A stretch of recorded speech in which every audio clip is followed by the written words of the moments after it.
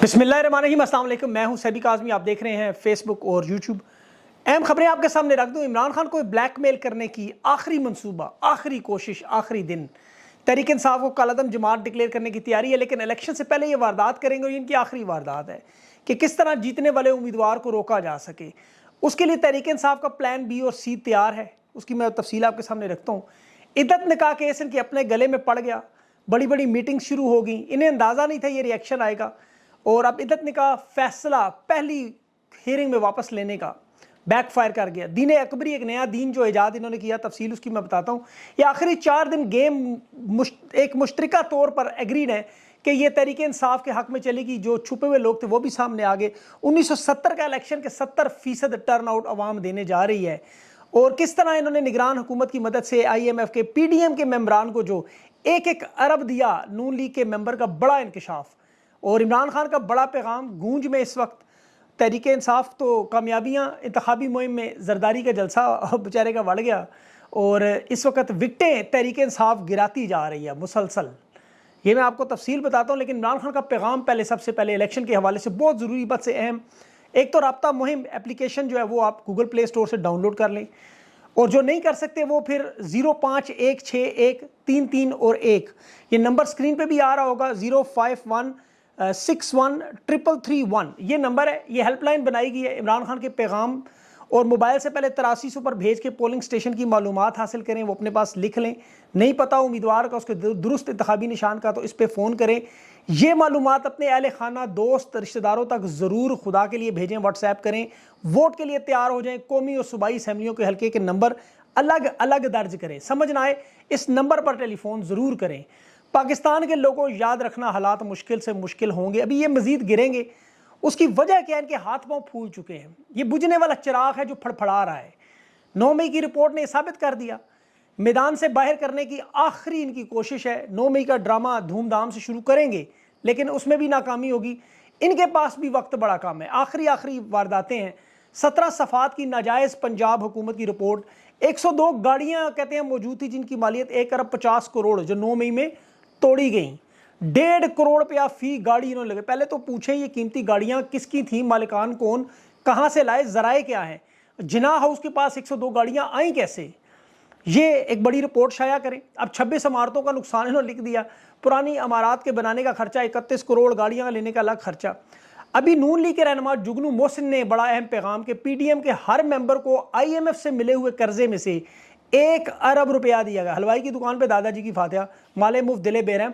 पाकिस्तान की कौम जानती है ये सब कुछ, और ये पहली दफ़ा नहीं हो रहा। अवाम अब थक चुकी है, ज़्यादा जुल्म बर्दाश्त नहीं कर सकती। जो होना था वो हो गया।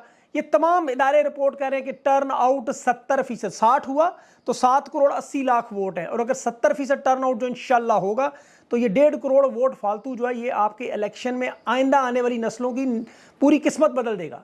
इतनी बड़ी तादाद में अवाम निकलेंगे, हाथ पांव फूल जाए, पतलूनें गीली होनी चाहिए। नतीजा इंशाल्लाह आपके हक में होगा। इनके तमाम मंसूबे, तमाम वारदातें, सब कुछ धरे का धरा रह जाएगा। मेहनत करें, ये वक्त दोबारा आपके हाथ में नहीं आएगा। अल्लाह ने आपको मौका दिया, 72 घंटे आपके पास मौजूद है। मैं हर व्लॉग में आपको घंटों में बताऊंगा, यानी 3 दिन पूरे हैं। तहरीक इंसाफ 1 साइडेड मेजॉरिटी पर जीत रही है। अवाम मशरकी पाकिस्तान की अवाम बनी है। जिस तरह उन्होंने तहिया किया था कि शेख मुजीब को जितवाना है, जेल से निकलवाना है, पाकिस्तान की अवाम ने भी जिद कर ली है कि हमने हर सूरत में इमरान खान और उसके उम्मीदवारों को इंशाल्लाह जितवाना है। और इसका क्रेडिट जहां अवाम को देता है वहां बाहुबली को भी दे दें। बाहुबली ने देखे पाकिस्तान की कौम को इस जिद में डाला है। वरना ये 2018 के इलेक्शन में नारायण का खान चले जाते थे, घर में बैठ के नेटफ्लिक्स पे फिल्में देखते थे, नौजवान क्रिकेट के मैच खेलने चले जाते थे। आज हालत ये है कि इन्हें पता भी नहीं है क्रिकेट का वर्ल्ड कप हो चुका है। मैंने एक नौजवान से पूछा कि क्रिकेट का वर्ल्ड कप कौन जीता, तो उसने कहा ये कब हुआ था। यानी लोगों को पता नहीं है। पहले उम्मीदवार खाने पीने का इंतजाम करता था, वोट के लिए लोगों को ढूंढता था। आज लोग उम्मीदवार को ढूंढ रहे हैं और पनाह भी दे रहे हैं। हर उम्मीदवार की पहले 5 से 10 करोड़ इलेक्शन कैंपेन पे लग जाता था। आज लोग चंदा जमा करके उसके स्टिकर और पोस्टर बना रहे हैं। तहरीक इंसाफ पर इन लोगों के इतने एहसानात हैं, यकीन करें आप सोच नहीं सकते कि मुझ जैसा शख्स पाकिस्तान की बल्कि दुनिया की 6ठी बड़ी जमात में इनके जलसे में तकरीर करेगा। आम हालात में कभी ये मौका मिल सकता था।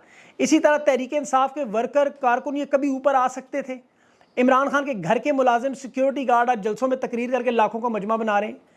ये 6 महीने पहले जिसे कोई जानता नहीं था, आज वो पाकिस्तान की अवाम के दिल की धड़कन बन गया। शेर अफजल मरवत وہ کارنر میٹنگ اس کی نواز شریف کی پوری ریاستی مشینری اور 14 جماعتیں ملا کے بھی اتنے لوگ اکٹھے نہیں کر سکتے. آپ کبھی سوچ سکتے تھے کہ سائیکل بیچ کے جلسہ کرانے والا پارلیمنٹ کا ممبر بننے کے لیے تیار ہے؟ 75 سال کی عمر کی مذہبی گھریلو ماں پورے پاکستان کی ماں بن گئی. عالیہ حمزہ کی وہ 9 عمر بیٹی پورے پاکستان کی نوجوان بچیوں کا رول ماڈل بن گئی. یہ ان کی مہربانیاں ہیں کہ تحریک انصاف کو انہوں نے نکھار کے رکھ دیا, پاکستان کی قوم کے مستقبل کی لیڈرشپ خود بنا کے دے دی. اب یہ عمران خان کی جماعت جب اقتدار میں ہوگی تو آپ کو سارے عام لوگ نظر آئیں گے. یہ سارے خاص لوگ اس وقت برطانیہ میں موجود ہوں گے, اور یہ آپ ان کی مہربانی اور شکریہ ادا کریں. انہوں نے عوام کو خاص بنا دیا, یہ وی آئی پی بنا دیا آپ کو. آپ کے ووٹ کا اتنا ڈر اگر انہیں نہ ہوتا تو یہ 2 سال سے یہ مارا ماری کرتے. ہر وقت مار مار کے انہوں نے آپ کے تو ووٹ کی ضد بنا دی. خان کی سیاست کا سب سے زیادہ ڈر ان کو ہے. خان کو صاف صاف پیغام دیا کہ جب تک جی باہوبلی موجود ہے آپ سیاست نہیں کر سکتے. خان نے کہا سیاست تو جیتے جی نہیں چھوڑ سکتا, اللہ خان کو لمبی زندگی اور صحت دے. اور وہ الیکشن چھوڑے کیوں؟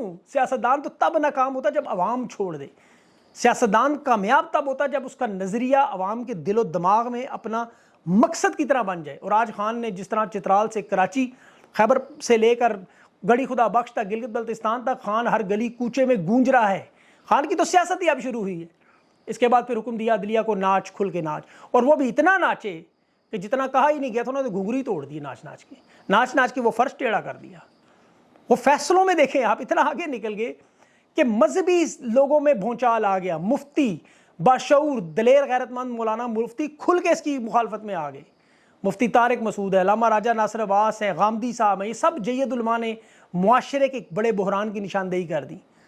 پھر فیصلے شروع ہو گئے, مشاورتیں شروع ہوگی, میٹنگیں شروع ہوگی کہ ہائی کورٹ میں پہلی پیشی میں اس کیس کو اڑاؤ اور ڈال دو سارا جج قدرت اللہ پہ.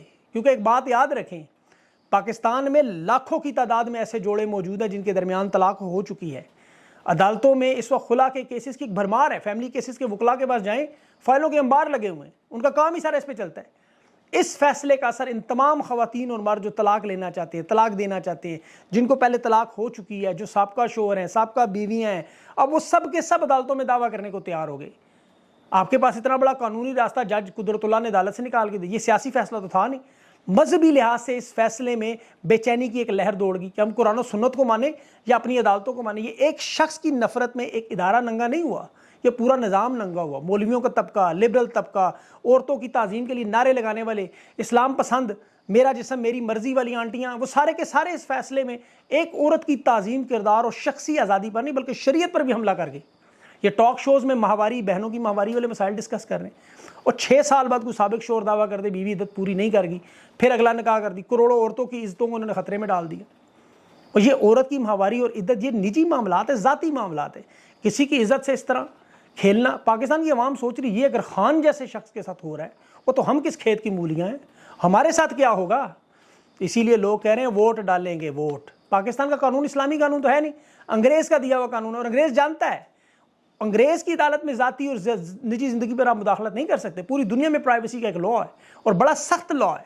مغربی میڈیا بھی اگر اس کا ذکر کرتا ہے بڑی احتیاط سے کہ عدالتوں میں لے کے تو کیا ہوگا. انگریز اس قانون پہ چلتا ہے, یہ انگریز کے قانون پہ. سائفر میں سزا خان کو ہی 1923 کے ایکٹ میں, وہ پاکستان کا قانون, اس کا پورا نظام برٹش انڈین قانون ہے جو کامن لا کا انگلینڈ اور ویلز کے تحت آتا ہے. اب اس قانون کو انہوں نے استعمال کیا جس طرح مغل بادشاہ اکبر نے سب سے پہلی واردات تاریخ میں کیا کہ اس نے اپنی حکومت مضبوط کرنے کے لیے ایک نیا دین ایجاد کیا جس کا نام تھا دین اکبری. اس کے درباری بھی مولوی وہاں موجود تھے, وہ ساروں کے ساروں نے حمایت کی, اس کو سلطنت میں نافذ کروا دیا پورے ہندوستان میں. آج پاکستان میں باہوبلی بھی یہی کہہ رہے ہیں, اپنی بادشاہت اور استحکام بخشنے کے لیے یہ دین ایجاد کر دیا انہوں نے, اور آج بھی درباری ملا اس کے ساتھ کھڑے. عمران خان چونکہ ریاست مدینہ کی بات کرتا تھا, اسلام کی بات کرتا تھا, رحمت للعالمین کی بات کرتا تھا صلی اللہ علیہ وسلم, تو انہوں نے شریعت کو, دین کو, اسلام کو, معاشرے کے قوانین کو پیروں تلے روند کے قرآن اور حدیث کی منافی بات کر کے اب یہ صرف فقہ عدلیہ کا فیصلہ سنایا. قرآن و حدیث میں حضرت عمر رضی اللہ عنہ کے دور میں یہ ہوا. دیکھیں ان واقعات کا واضح فیصلے کیا ہے, شریعت میں موجود ہے عورت کی گواہی, اس پہ فل سٹاپ ہے, بس حتمی ہے. ملک اور قوم کی بھلائی, انہوں نے کوئی ایسا کام نہیں کیا جو ملک کی سالمیت کے لیے ہو. اسی غداری کسے کہتے ہیں, اسے کہتے ہیں. انہوں نے 3 کیسز میں سزا دی. سائفر خان پر غداری ڈالی کہ جی ملک دشمن ہے, غدار ہے. آپ اس کی تعریف نکال کے دیکھیں غداری کی. خان نے تو اپنے حلف کی پاسداری کی, پاکستان کی قوم کو غیرت کا سبق سکھایا, ڈرون حملے روکے, کیا ملک و قوم کو نقصان ہونے دیا. ہر وہ کول و فیل جو خان نے 3.5 سال میں کیا, آپ بتائیں اس سے ملک کو فائدہ ہوا یا نقصان، چاہے وہ حکومت میں ہو یا حکومت سے باہر ہو، کینسر اسپتال سے لے کے ہر چیز، خان کے تمام کام پاکستان کی بھلائی میں۔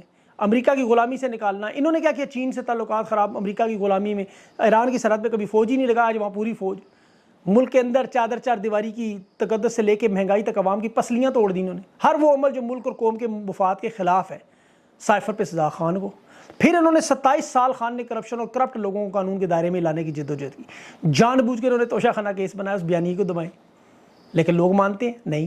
عمران خان اور نواز شریف کی طرح کہتے ہیں جی خان بھی کرپٹ ہے، لیکن عوام کی عدالت کیا کہتی ہے؟ ذرا جائیں تو صحیح۔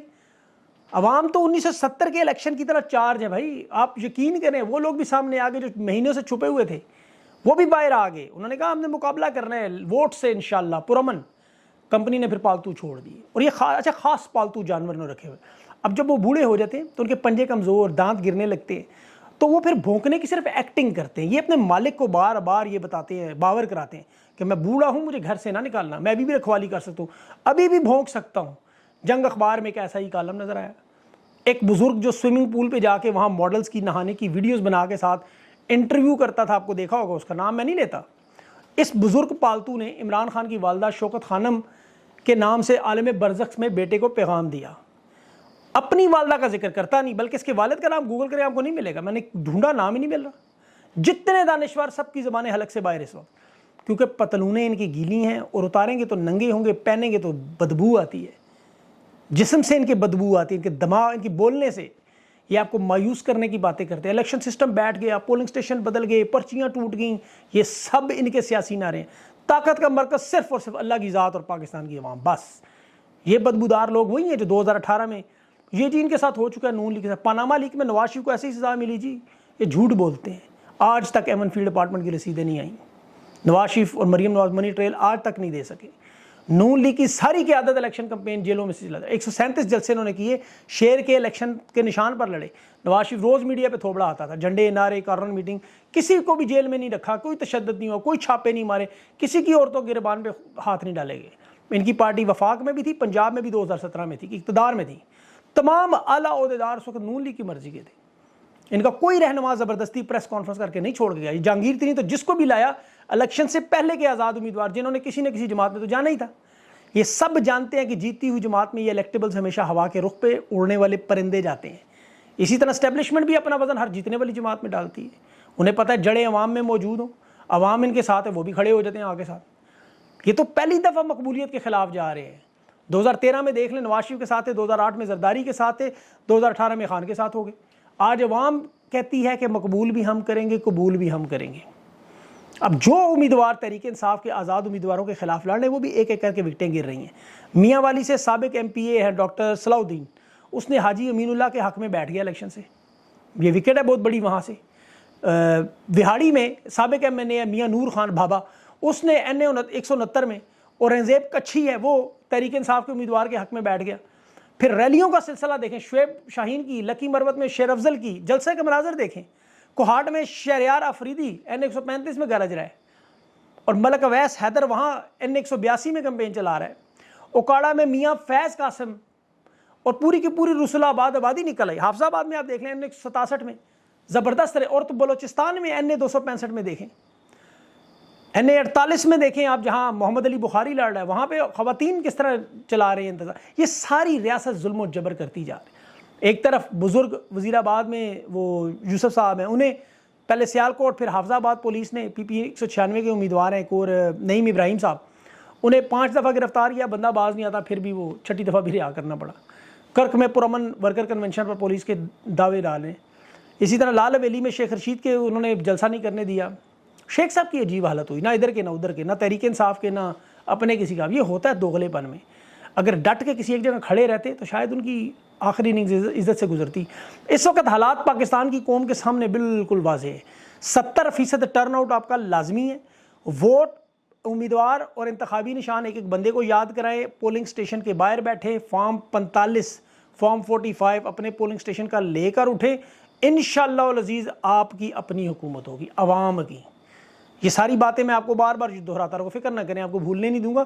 اگلے یا اس سے اگلے انشاءاللہ وی لاگ میں تمام امیدواروں کی تصویریں بھی آ جائیں گی، وہ بھی آپ دیکھ لیجیے گا. رابطہ مہم ڈاؤن لوڈ کریں, خان کا پیغام دیکھیں, اور جو نمبر شروع میں آئے گا 051 والا, وہ آپ نمبر سے, آپ جن کے پاس بٹنوں والے فون ہیں وہ فون کر کے وہاں سے بھی تفصیلات لے سکتے ہیں. لیکن میرے خیال میں اب سب کو نشان یاد ہو گئے ہیں.